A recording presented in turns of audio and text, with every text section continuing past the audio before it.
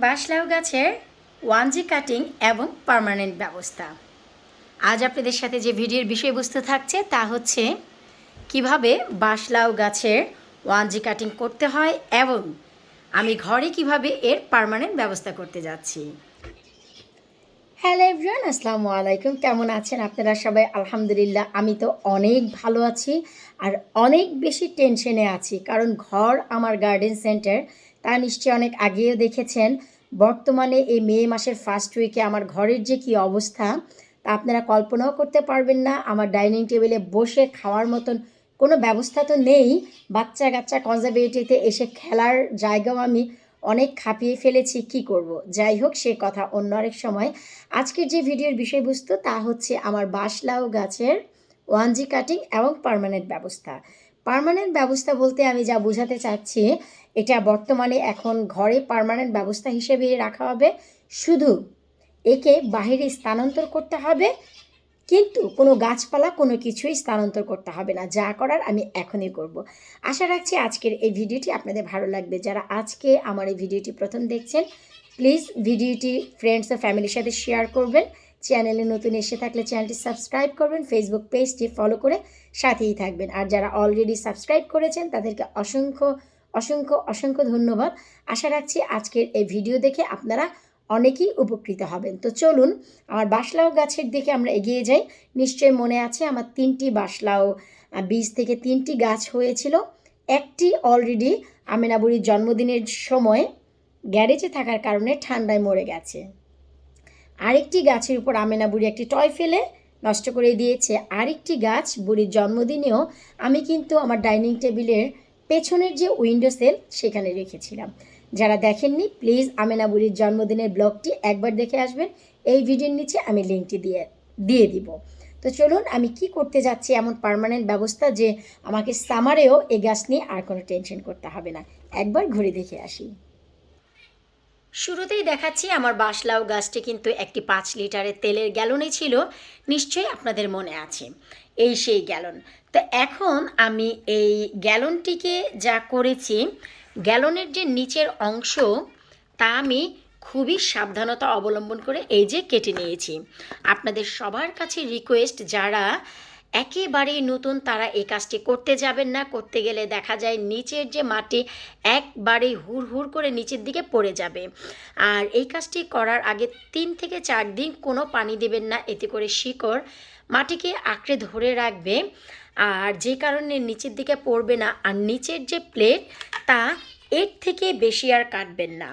অনেক সময় দেখা যায় অনেকে যে কাজটি করে অন্য আরেকটি পটে ট্রান্সফার করার সময় ঠিক এখানে কাটে, তখন দেখা যায় যে নিচ থেকে যখনই প্লেটটি সরানো হয় সব মাটি হুড় করে পড়ে একেবারে আনব্যালেন্স হয়ে যায়। তো এই যে দেখুন, আমি একটু উপরের দিকে উঠাচ্ছি, আমার কিন্তু এটি আনব্যালেন্সড হয়নি। একেবারেই চমৎকারভাবে মাটি আঁকড়ে ধরে রেখেছে, শিকড়গুলো চমৎকার সাদা সাদা আছে। আর এখন হচ্ছে আমি যে কাজটি করেছি, অন্য আরেকটি পটে আমি এই যে দেখুন মাটি নিয়েছি, নিয়ে আমি এই যে পটটি এখানে বসিয়ে দিয়েছি। এখন বলতে পারেন যে অন্য আরেকটি পটে বসানোর কারণে এটি একেবারে পার্মানেন্ট ব্যবস্থা কিভাবে হলো। জি হ্যাঁ, তো এই যে দেখুন আমি এই যে পটটিতে দিয়েছি, এই পটটিতে কিন্তু এই গাছটি আমি একেবারে মাঝখান থেকে ঢুকিয়েছি।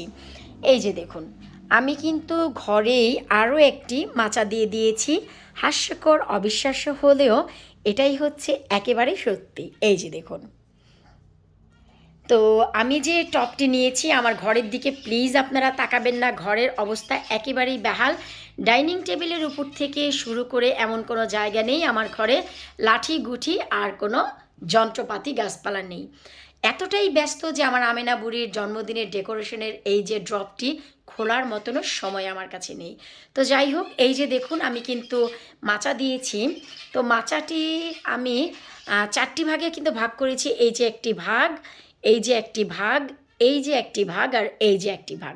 আপনারা যদি চান এ পাশেও কিন্তু এভাবে আরও একটি লাঠি দিয়ে স্টেবল করে দিতে পারেন। আমি আর দিচ্ছি না, কারণ লতাপাতা বের হলে নিজে নিজে আঁকড়ে ধরে নিজের জায়গা নিয়ে নেবে।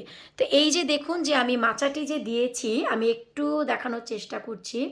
আমি চারপাশে 4টি লাঠি দিয়ে তারপরে যে মাচার ব্যবস্থা করে দিয়েছি। তো এখন আমি এই যে অন্য আরেকটি পটে যে মাটি নিয়েছি এবং এই যে আমার পট, এই পটটি আমি কিন্তু এভাবে রেখে দিতে পারবো না। এই যে আমাদের যে নিচের অংশ, এই নিচের অংশ কিন্তু আমাদের এই যে দেখুন এক্সেস মাটি দিয়ে কাভার করে দিতে হবে। অনেকটাই মাটি দিতে হবে যেন নিচের শিকড়গুলো দারুণভাবে কাভার হয়ে যায়। এই কাজটি একটি করার কারণ এই 5 লিটার তেলের গ্যালনে কিন্তু আপনি লাউ ধরাতে পারতেন না। এই 5 লিটার তেলের গ্যালনে 2 পাশ থেকে 2টি লাঠি দিলেও কিন্তু লাউ আসতো না, ছোট্ট একটি মাচার প্রয়োজন। তো এখন বর্তমানে আমাদের বাহিরের অবস্থা ঝাঁকানাকা চলছে, তার মানে এখনও যে আমি ভিডিও করছি বাহিরে কিন্তু মুষলধারে বৃষ্টি হচ্ছে। এই যে দেখুন আমার গ্লাসের দিকে তাকালেই বুঝতে পারবেন অনেক বেশি বৃষ্টি হচ্ছে। সব কিছুই কিন্তু ভেতরে এবং বাইরে দেখুন ভিজে ডাম্প হয়ে আছে। তো এই পর্যায়ে এত কষ্ট করে আমরা গাছ বানিয়ে বাহিরে দিয়ে কিভাবে গাছগুলো মেরে ফেলতে পারি আপনারাই বলুন। যে কারণে আমাকে এই পার্মানেন্ট ব্যবস্থা করতে হচ্ছে যে ঘরেই আমি গাছটি রাখবো, শুধু সামার টাইমে এই পটটি ধরে আমি বাহিরে নিয়ে যাব, আমার গাছ এবং মাচা নিয়ে কোনো প্রবলেম হবে না। কারণ এখন কিন্তু এই গাছটিকে আমি বাহিরের মাচায় দিতে পারবো না, এতে করে মরে যাবে। টবেই দেই বা মেন মাটিতেই দেই। সাইডগুলো আমি এখন সমস্ত মাটি দিয়ে কাভার করে নেব। এই তো সমস্ত মাটি দিয়ে আমার কিন্তু কাভার করা হয়ে গেছে। এর থেকে বেশি আর মাটির প্রয়োজন নেই, কারণ হচ্ছে আমাদের এই তেলের গ্যালনটি কিন্তু অনেক বড়সড় একটি পটের উপরে, আর নিচে অনেক মাটি ছিল। এখন শিকড়গুলো দারুণভাবে ছড়াবে এবং গাছ আরও দ্রুত হারে বাড়বে। আর গাছটি কতটা সতেজ আছে আশা করি দেখতেই পাচ্ছেন। খুবই চমৎকার ম্যাজিক সার খেয়ে এই গাছটি এত বড় হয়েছে। শুধু ম্যাজিক সার নয়, আমি যে কলার খোসা দিয়ে সার বানিয়েছি সেই সারও খেয়েছে। এতেই কিন্তু গাছটি এত চমৎকারভাবে বেড়েছে। ভাইরে ঘরের কি অবস্থা, মাটির বস্তা থেকে শুরু করে লাঠিগুটি সব এখন আমার এই কনজারভেটরিতে। তো যাই হোক, এখন এই যে গাছটি দেওয়ার পর মাঝখানে যে লাঠি ছিল আমি একেবারে বড় পটে একটু পুশ করে দিয়েছি, যে কারণে গাছটি বেঁকেই গেছে। তো এখনই এটিকে ঠিক করব। আর এই যে দেখতে পাচ্ছেন যে মাচা থেকেও অনেকটা উপরে আছে আমাদের এই গাছ।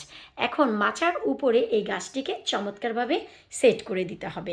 জাস্ট এই যে শিকড়গুলো যে আঁকড়ে ধরেছে এগুলোকে কেটে দারুণ করে মাচার উপরে শুইয়ে দারুণ করে বেঁধে দিতে হবে। এই যে দেখুন লাউ গাছটি নতুন একটি পটে নিয়ে আমি দারুণভাবে এই যে অল্প অল্প করে ছোট ছোট ফিতা নিয়ে বেঁধে আমি দারুণ করে স্টেবল করে দিয়েছি। এরপর ভেতর দিক থেকে আমি মাচার ভেতর সাইড থেকে লাউয়ের ডগাগুলো এনে এই পাশে যে একটি ডগা আছে তার ভেতর দিয়ে এখানে বেঁধে দিয়েছি, আর মেন মাথা আমি এখানে দিয়ে দিয়েছি। এখন দেখা গেল যে খুবই চমৎকারভাবে নিজে নিজে ঘুরে এই পুরো মাচাটি লাউ গাছ কাভার করবে। কারণ হচ্ছে এই যে দেখুন একটু জায়গা দেখা যাচ্ছে, এই যে লাউ গাছ এটা কিন্তু স্ট্রেসে নেই, এই পর্যন্ত বাঁধা আছে। জাস্ট এখান থেকে লতাটি উপরের দিকে আমি নিয়ে এসেছি। এরপর এই যে এখন হচ্ছে লাউ গাছটি কিন্তু 10 থেকে 12 পাতার পর 1G কাটিং করতে হয়। আমার এখানে প্রায় 15টি পাতা হয়ে গেছে, 1G কাটিং করিনি। কারণ 1G কাটিং করার সাথে সাথেই 2G ডালগুলো বের হয়ে আসবে, তখন ঘরে আমি মেনটেন করতে পারতাম না।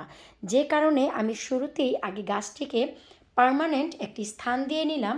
এখন আমি যতই 1G বা 2G কাটিং করি না কেন, এখন যে ডালগুলো বের হবে এগুলোতে ফুল আসবে এবং লাউ আসবে।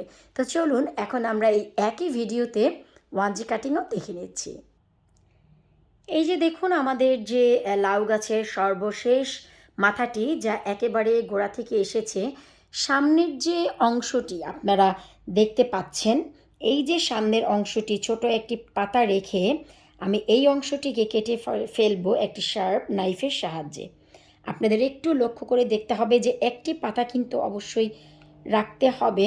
আমি এক হাতে ক্যামেরা নিয়েছি আর এক হাতে কাটছি, তাই একটু সময় লাগলেও এটা কেটে যাবে। এই তো, হাত দিয়ে কাটার চেষ্টা করবেন না, এতে করে দেখা যায় এতে ভাইরাল ইনফেকশন হতে পারে।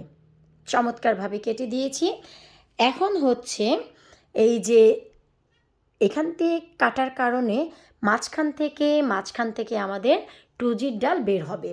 অলরেডি আমাদের টুজির ডাল কিন্তু বের হয়েছে। এই যে আমি একটু দেখানোর চেষ্টা করছি, এই যে দেখুন, এই যে নিচের ডাল এটি হচ্ছে টুজির ডাল। এখন অনায়াসে এই ডালটি উপরের দিকে উঠে আসবে। আশা করব আমার এই লাউ গাছের মাচাসহ লাউ গাছের ওয়ানজি কাটিং এবং পার্মানেন্ট ব্যবস্থা আপনাদের ভালো লেগেছে। আমি চেষ্টা করি এমন কিছু ভিডিও করতে যা আপনাদের উপকারে আসবে, কারণ আপনারাই আমার সেই বন্ধু যা হচ্ছে অনেক কাছের। আপনারা আছেন বলেই তো আমি আছি। আমি চেষ্টা করি যে আমি যদি কিছু জানি তা আপনাদের সাথে শেয়ার করতে। আর সবাইকে রিকোয়েস্ট করি আপনারা যা জানেন তা অবশ্যই আমার সাথে শেয়ার করবেন। আর সবাইকে ধন্যবাদ জানাচ্ছি যে আপনারা যারা বীজ পেয়েছেন আমাকে জানিয়েছেন যে আপনারা বীজ রিসিভড করেছেন, যারা আমার ওয়েবসাইট থেকে বীজ কিনেছেন।